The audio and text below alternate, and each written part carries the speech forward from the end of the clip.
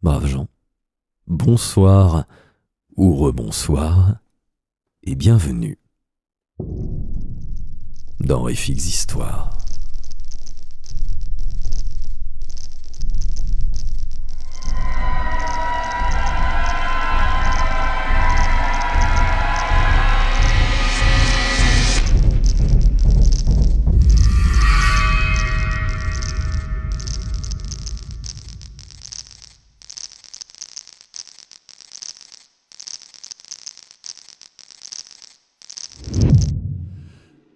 Braves gens, ce soir, je vais vous lire L'image dans la maison déserte, une nouvelle de H.P.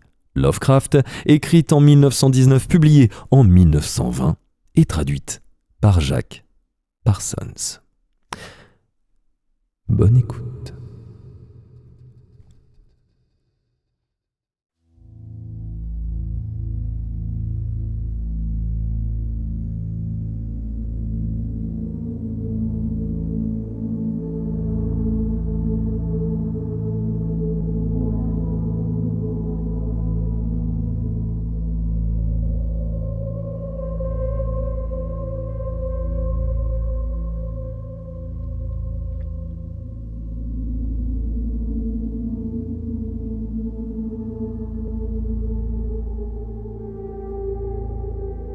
Ceux qui sont à la recherche de l'horreur hantent les pays étrangers et lointains.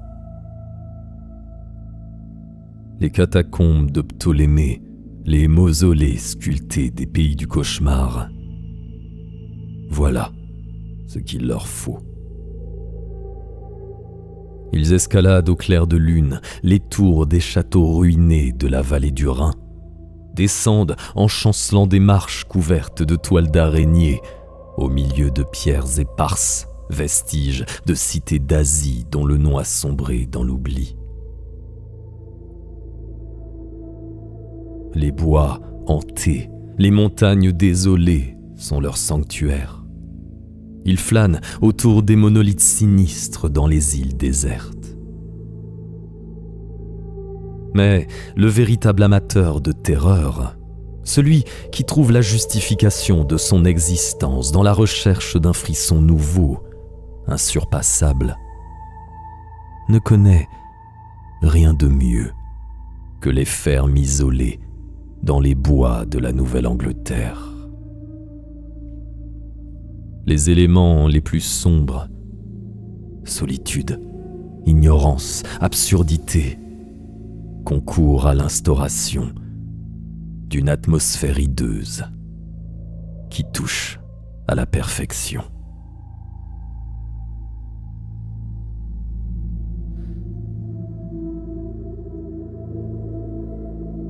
Le spectacle le plus affreux est offert par les petites maisons de bois nus, à l'écart des routes fréquentées, généralement tapies sur un versant humide couvert d'herbe ou adossées à quelques roches gigantesques affleurant la surface. Elles se trouvent là depuis 200 ans, ou davantage. Pendant ce temps, les plantes grimpantes ont tout envahi, les arbres ont développé leur frondaison en surface et en épaisseur. Elles sont presque cachées sous des luxuriances de verdure qui n'obéissent à aucune discipline, protégées sous des linceuls d'ombre. Mais les fenêtres à petits carreaux semblent toujours vous lancer des regards sinistres à travers l'immobilité de la mort, qui éloigne la folie parce qu'elle étouffe le souvenir de l'inexprimable.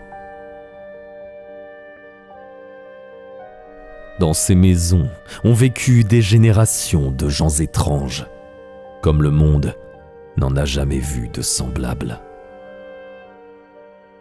Possédés par une croyance ténébreuse et fanatique qui les a fait bannir du sein de leurs semblables, leurs ancêtres étaient venus chercher la liberté dans la nature sauvage. Les rejetons d'une race aventureuse se développèrent ainsi à l'abri des tracasseries de leurs compatriotes, mais se réfugièrent dans un consternant esclavage à l'égard des sombres fantasmes de leurs propres esprits. La vitalité de ces puritains qui se trouvaient à l'écart des lumières de la civilisation prit des chemins étranges. Dans leur isolement, leur besoin morbide de pénitence, la lutte pour la vie qu'ils étaient obligés de mener contre une nature inflexible, il se trouva que certains traits sombres de leur caractère remontèrent sournoisement des profondeurs préhistoriques de leur ascendance nordique. Pratiques par nécessité, rigides par philosophie, ces gens ne se souciaient guère d'esthétique quand il s'agissait de péché. Ils faisaient des écarts comme il arrive à tous les mortels, mais l'intransigeance de leurs principes les conduisait à rechercher avant tout le secret. Ils se souciaient donc de moins en moins de la beauté de ce qu'ils avaient à dissimuler. Seules les maisons figées, silencieuses, endormies au fond des bois, peuvent dire tout ce qui se cache depuis les premiers temps. Mais elles ne sont pas communicatives. Elles répugnent à secouer la somnolence qui les aide à oublier. On estime parfois qu'il serait charitable d'abattre ces maisons, car elles doivent souvent rêver.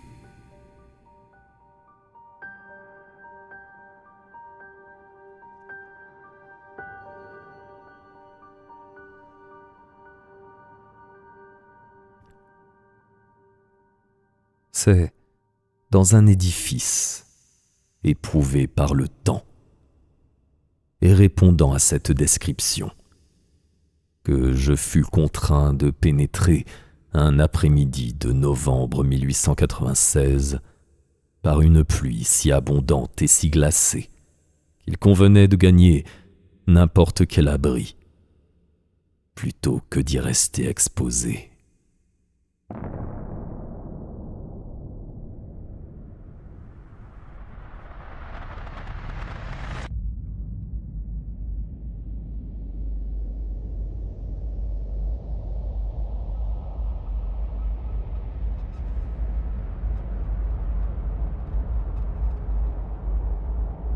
The atomic bomb. The atomic bomb. The atomic bomb. The atomic bomb. The atomic bomb. The atomic bomb. 7. 7. 6. 5.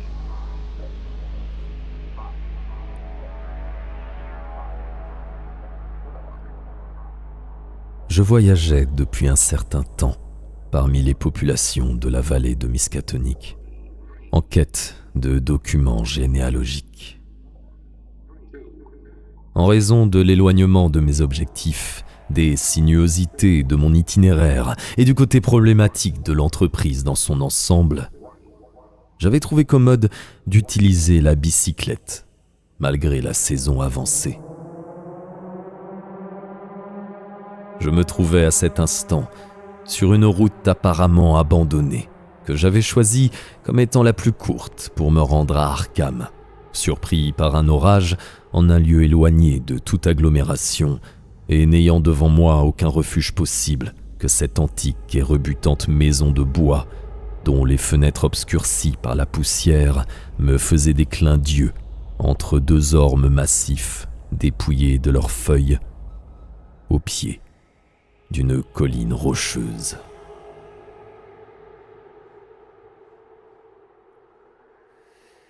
Bien qu'éloignée de tout vestige de route, cette bâtisse me fit, dès le premier coup d'œil, une impression défavorable. À dire vrai, les édifices vraiment sains ne prennent pas, pour examiner le voyageur, cette expression sournoise et hautaine. Au cours de mes recherches généalogiques, j'avais fait connaissance avec des légendes d'un autre siècle qui m'avaient inspiré des préventions contre les endroits de ce genre. Mais les éléments déchaînés ont triomphé de mes hésitations, et sans plus tergiverser, je poussai ma machine le long du sentier envahi par les herbes jusqu'à la porte close qui n'évoquait pour moi rien de particulièrement accueillant.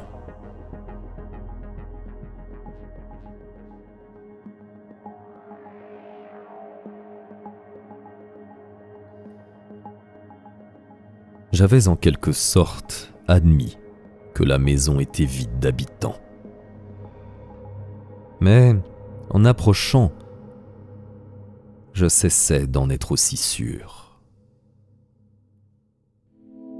Les sentiers étaient en effet envahis par les herbes,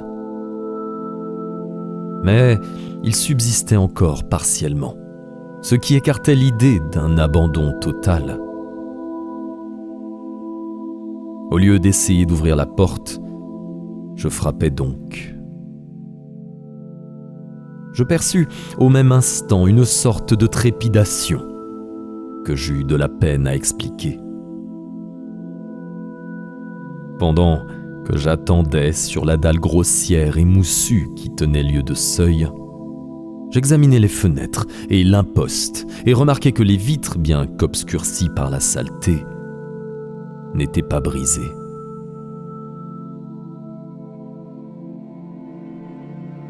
Malgré son isolement, son air abandonné, cette maison devait être encore habitée. Cependant, comme je n'obtenais pas de réponse, après une nouvelle tentative faite en appelant, j'essayais de faire fonctionner la serrure rouillée et je m'aperçus qu'elle n'était pas fermée. La porte ouvrait sur un petit vestibule. Sur les murs, le plâtre s'écaillait et il se dégageait de là une odeur légère mais particulièrement abominable. J'entrai avec ma bicyclette et refermai la porte. Devant moi s'amorçait un escalier étroit, flanqué d'une petite porte qui menait probablement à la cave. À gauche et à droite, il y avait des portes closes qui conduisaient vraisemblablement aux pièces du rez-de-chaussée.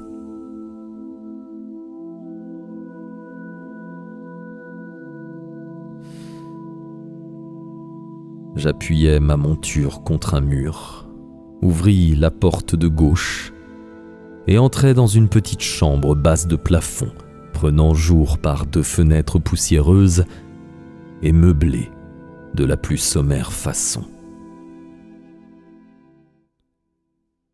C'était apparemment une sorte de salon, garni d'une table et de plusieurs chaises, égayé par le tic-tac d'une pendule très ancienne, placée sur l'immense cheminée. Livres et papiers y étaient peu nombreux, et avec l'obscurité qui régnait, je ne pouvais même pas lire les titres. Ce qui m'intéressait, c'était un aspect archaïque uniforme, visible jusque dans le moindre détail. J'avais trouvé la plupart des maisons de la région riches en reliques du passé, mais ce qu'il y avait de curieux dans cette pièce, c'était que tous les objets, sans exception, étaient anciens. Je ne pus y découvrir un seul objet plus récent que l'époque révolutionnaire. Si le mobilier avait été moins pauvre, on se serait trouvé au paradis du collectionneur.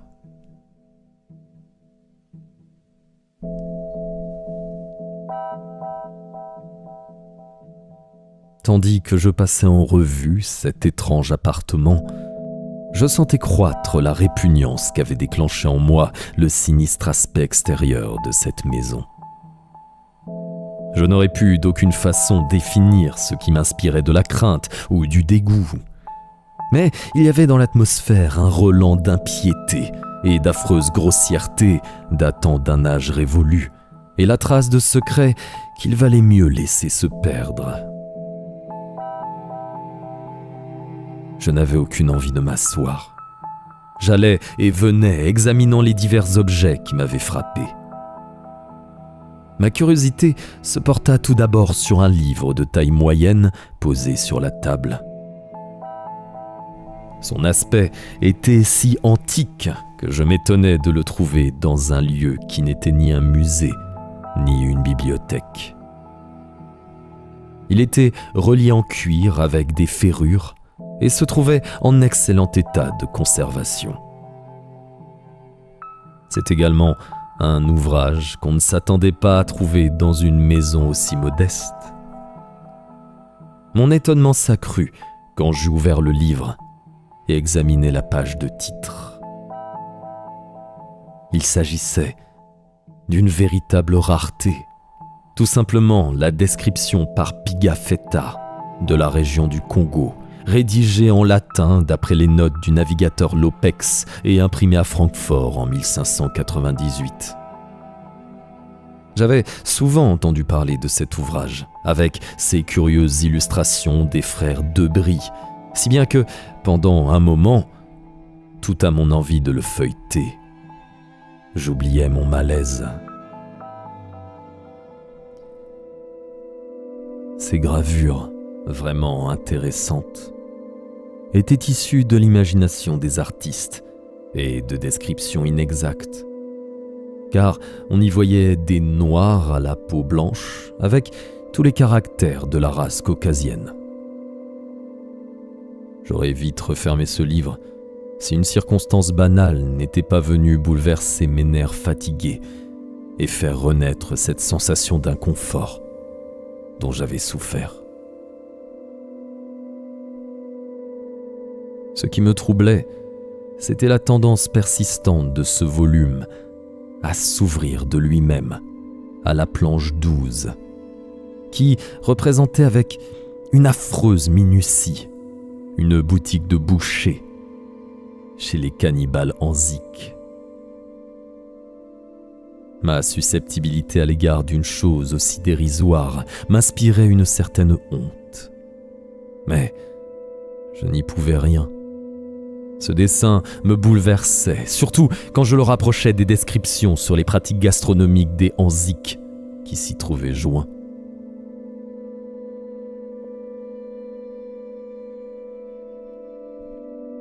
Tourné vers un casier voisin, j'étais en train d'examiner son maigre contenu.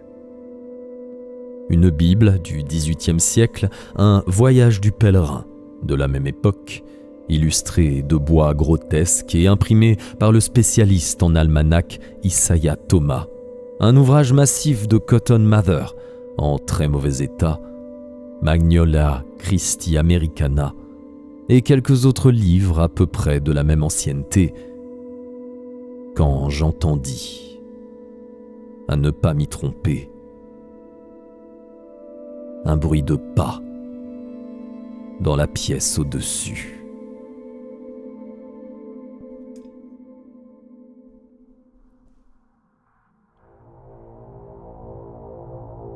Comme je n'avais obtenu aucune réaction en frappant à la porte d'entrée, je fus un peu interloqué. Puis je me dis que celui que j'entendais marcher venait à peine de sortir d'un profond sommeil. Je fus donc un peu moins surpris d'entendre descendre l'escalier en faisant craquer les marches. Le pas était lourd. Mais ce que je n'aimais pas, c'est qu'en dépit de cette lourdeur, c'était le pas de quelqu'un qui n'avance qu'avec d'infinies précautions. En entrant dans la pièce, j'avais refermé la porte. Après un instant de silence pendant lequel l'autre devait être en train d'examiner ma bicyclette, je l'entendis fourrager dans la serrure. Et je vis le battant de la porte s'ouvrir lentement.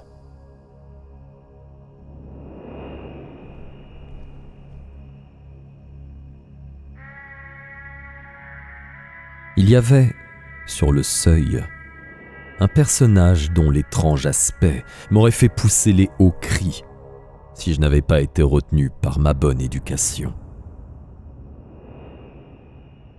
Très âgé, en haillons, avec une grande barbe blanche, le physique et la contenance de mon hôte ne pouvaient inspirer qu'un mélange d'étonnement et de respect. Il devait bien mesurer 6 pieds de haut, et malgré sa vieillesse et sa pauvreté, il était large et vigoureux en proportion. Son visage, presque entièrement dissimulé par une longue barbe montant haut sur les joues, paraissait anormalement coloré et moins ridé qu'on aurait pu s'y attendre. Sur son vaste front retombait une mèche de cheveux blancs clairsemés par l'âge. Le regard de ses yeux bleus, mais quelque peu injectés de sang, paraissait inexplicablement pénétrant et fulgurant. Mais n'eût été son aspect affreusement négligé, cet homme aurait pu paraître aussi distingué qu'il était impressionnant. Ce côté mal tenu le rendait rebutant malgré son visage et son allure. J'aurais pu difficilement dire comment il était vêtu, car je ne voyais en lui qu'un amoncellement de haillons au-dessus de lourdes bottes montantes. Et sa malpropreté défiait toute description.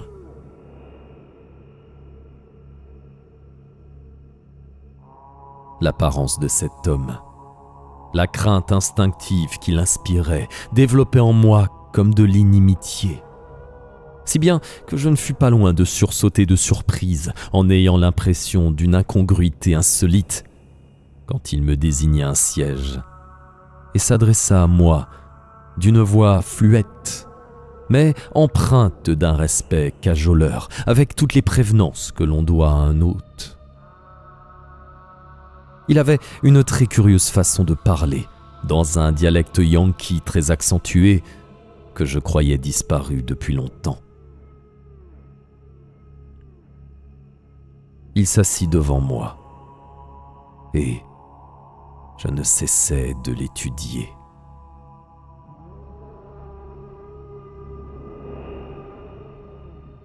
Pris par la pluie, n'est-ce pas ? Content que vous ayez été près de la maison et que vous ayez eu la sagesse d'entrer. Je pense que je devais dormir, car je ne vous ai pas entendu. Je ne suis plus jeune et j'ai besoin d'énormément de sommeil. Vous voyagez pourquoi ? Je n'ai plus vu beaucoup de gens sur cette route depuis qu'ils ont supprimé le relais d'Arkham.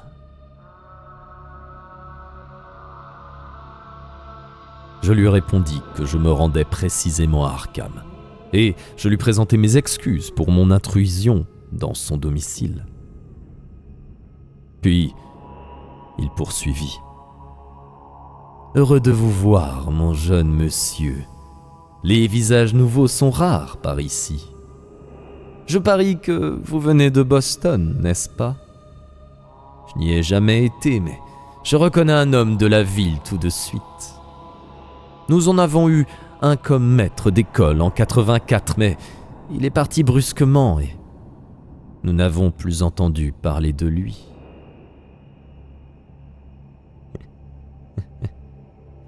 Le vieillard émit alors une sorte de ricanement et ne répondit pas à ma demande d'explication.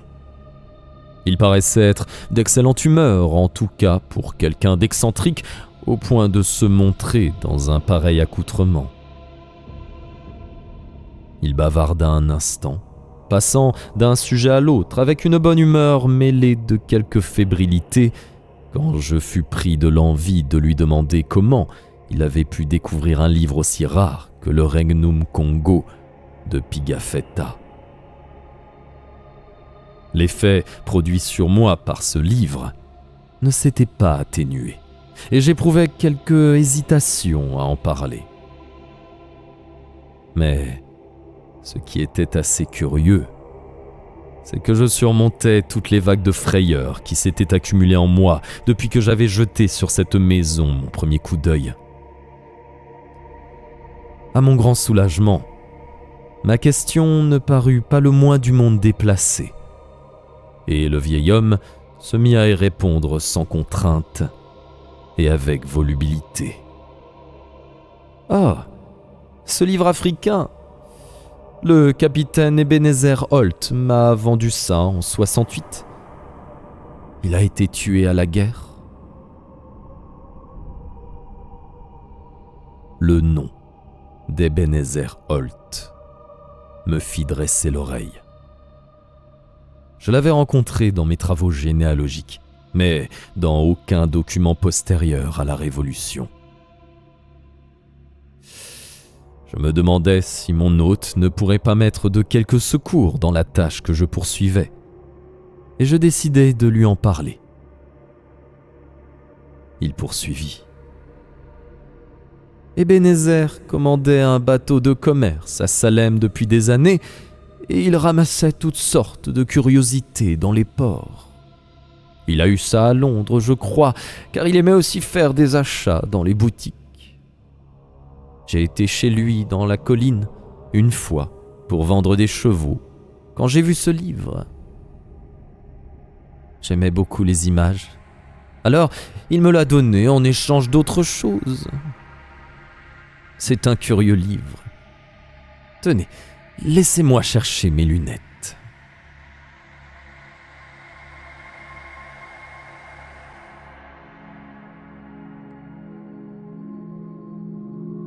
Le vieux fouilla dans ses haillons et en sortit une paire de lunettes crasseuses, extraordinairement vieilles, munies de verres octogonaux et de branches d'acier.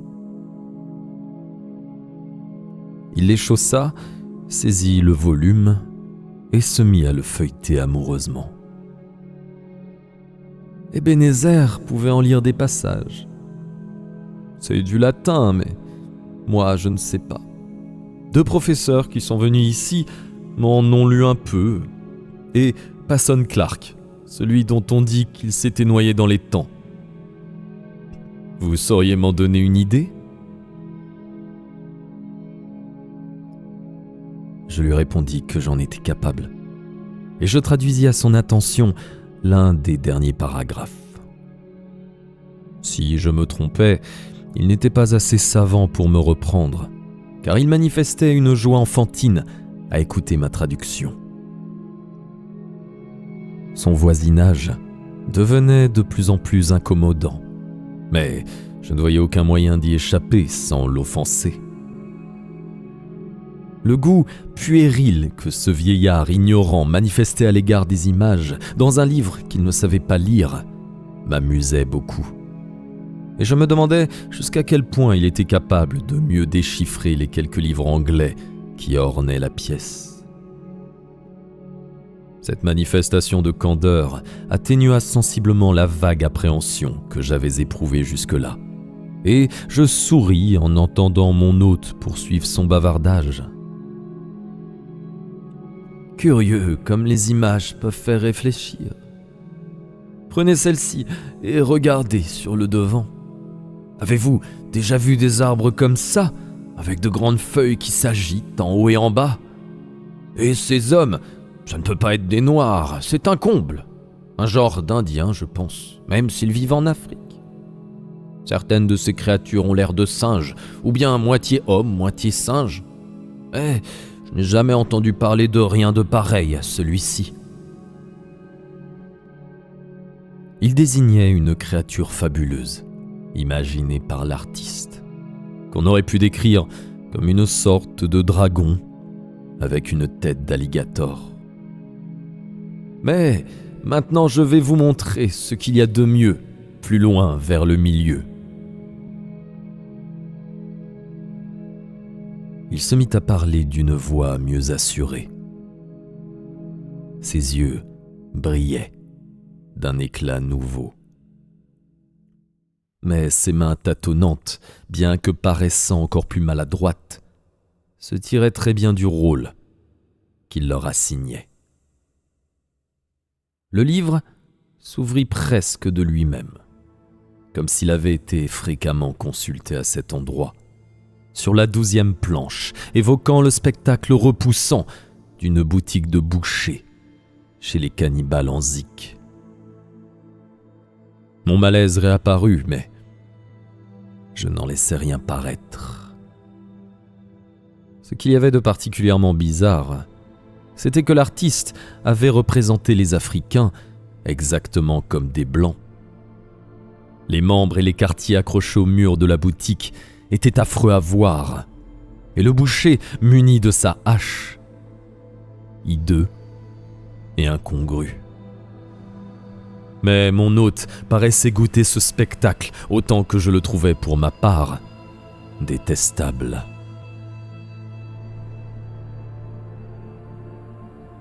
Qu'en pensez-vous ? Vous n'avez jamais rien vu de semblable par ici, hein ?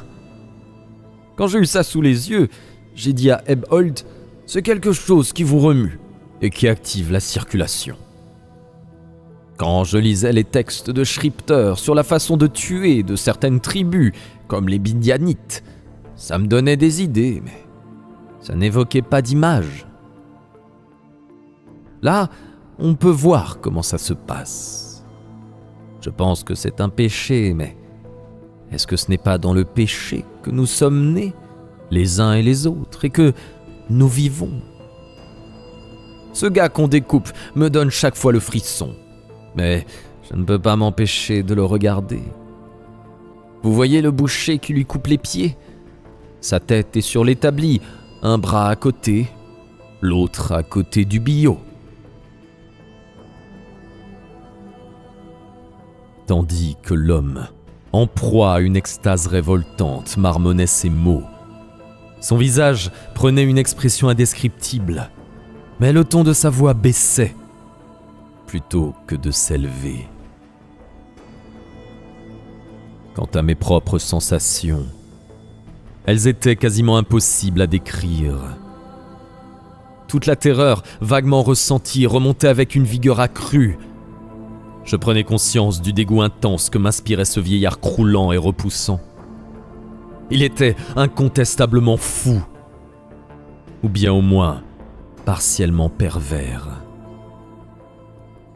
Il parlait dans un souffle, d'une voix rauque, plus effrayante qu'un cri. Je ne pouvais m'empêcher de trembler en l'entendant.